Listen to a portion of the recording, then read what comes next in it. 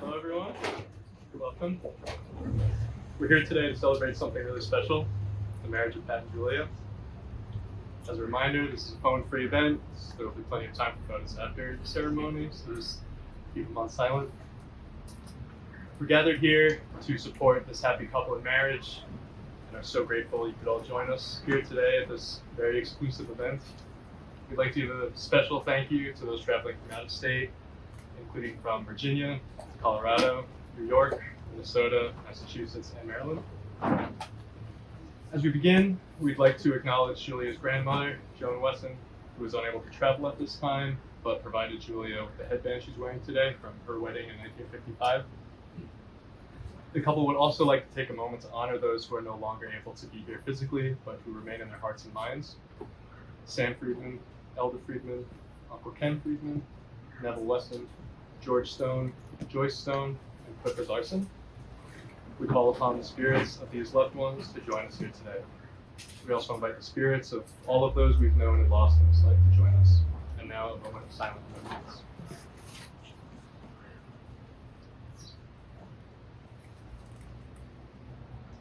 For those of you who don't know me, I'm Ben. I've known Pat since we were kids. He was actually one of the first friends I made when I moved to Connecticut in 3rd grade. Also want to take a moment to acknowledge our friend Tim Marzik, who is providing musical accompaniment to today's celebration. We've all been friends for over 20 years now, and Tim and I are both honored to be here in this capacity.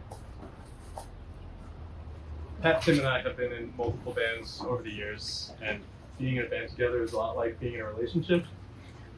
You want to show that you're committed, can communicate, have a desire to be flexible. And while my own commitment to music has waxed and waned over the years, I've always really admired Pat's dedication and ability to have fun, stay inspired, and keep his commitment throughout whatever ups and downs may come. And I think that really speaks to his character and what he now brings to his relationship with Julia. But enough about me and Pat. Let's move forward to 2021, when Pat and Julia first met. This love story begins with what has become a classic in modern dating culture, a fateful swipe to the right on a most beloved dating app, Hinge. In the spirit of modernity, their first few dates were virtual.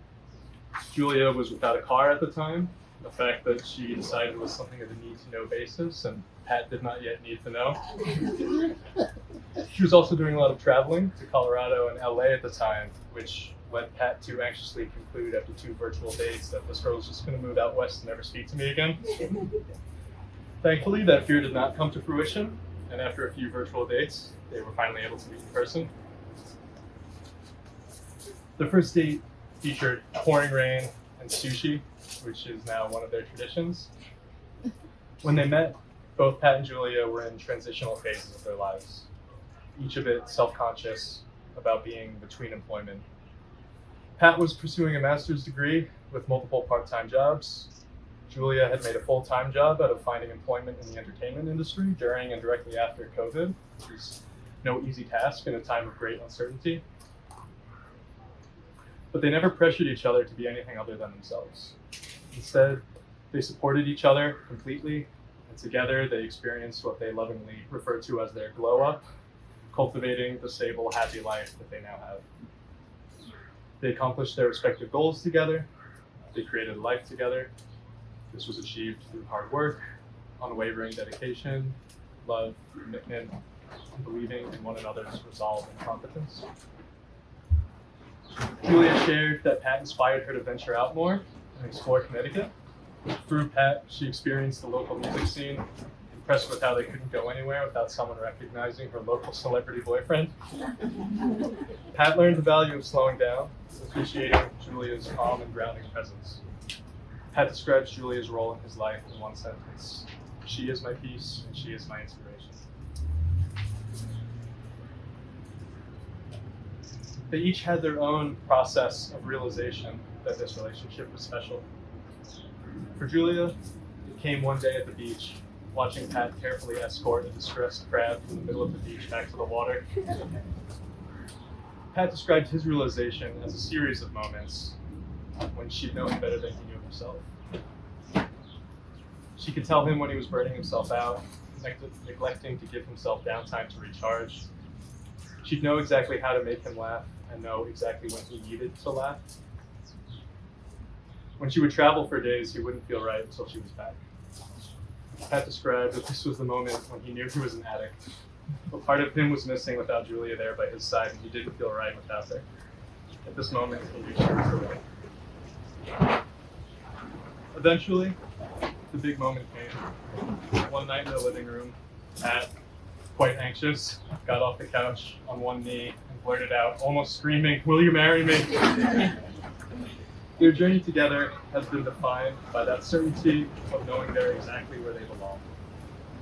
Today, they continue that journey, promising to support each other, laugh together, enjoy plenty of sushi dates, rescue beach crabs when necessary, and cherish all those quiet little moments. And with that, let us get to the good part, the declarations of intent and ring exchange.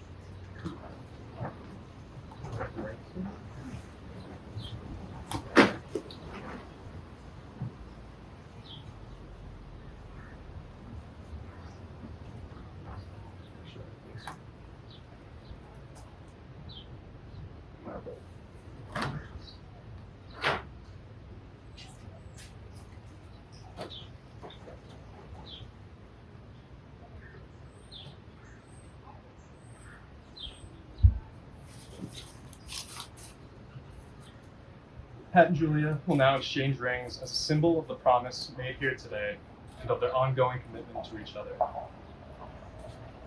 Patrick, with this ring, do you take Julia to be your wife, to love, support, and cherish in good times and in tough times, for richer or poorer, as long as you both shall live? I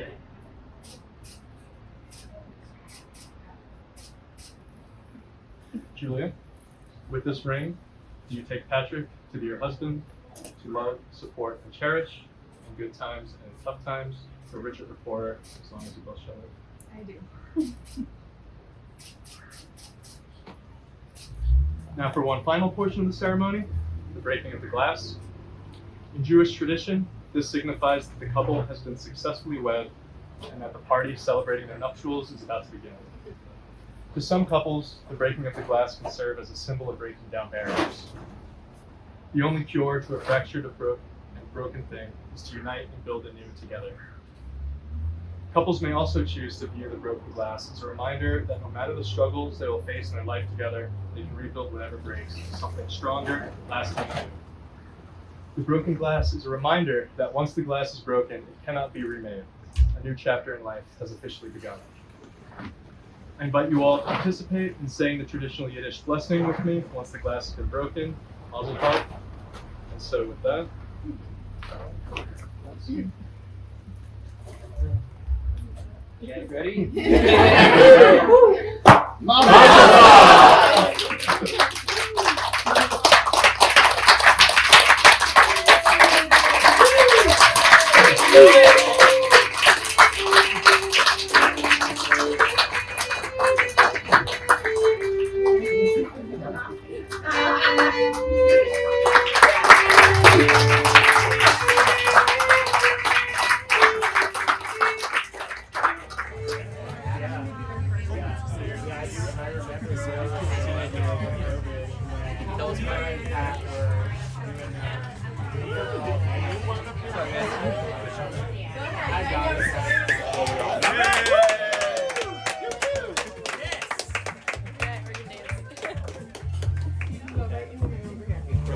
Alright, we're gonna make our way over to here.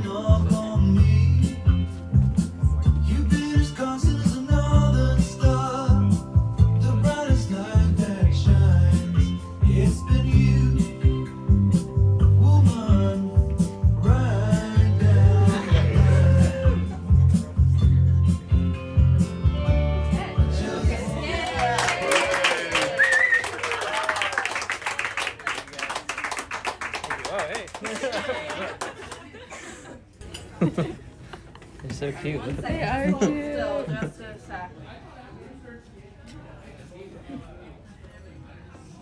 Okay. Ready? There you go. Alright, we're doing it.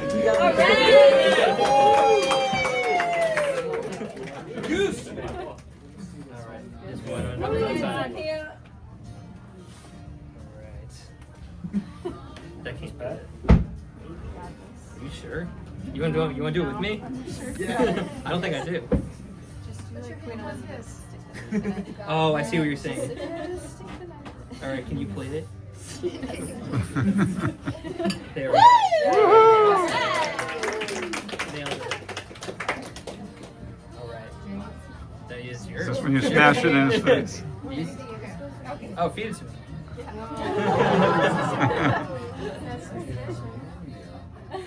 Yeah.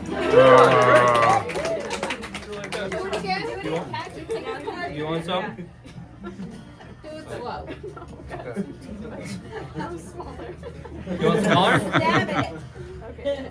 That's better. Here you go. Yay. Ducks on your cake.